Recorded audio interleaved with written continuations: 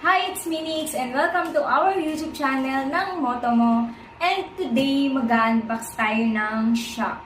Kasi yung nabili nating Sniper 150 is malambot na yung shock niya and pumutok na. So, kaya napag-decide ko na bumili ng bago sa online. Which is, ang binili ko nga is RCB. So, tignan natin kung anong kulay ng shock, kung babagay ba dun sa Sniper natin or hindi. Medyo kinabahan sa kulay. Kasi mahirap guys maghanap ng babagay talaga sa motor natin eh. Shock, kung ano man, mga kulay, katulad ng mugs. So, tingnan natin. Yan. May kabigatan siya. Ito siya, RCB.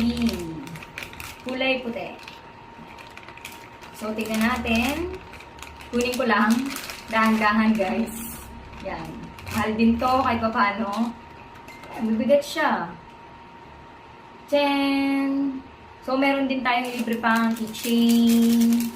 And then, meron din tayo ditong, yung manual. Ayan. Siyempre, kung paano ikabe. And then, yung, what is this? Ayan. Mga tools lang itong eme. Hindi ko sure kung tools or what.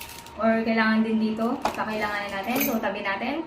So, ito yung shock niya. So, lalagay natin para titignan natin kung mas maayos ba at mas maganda ba sa rides itong shock natin.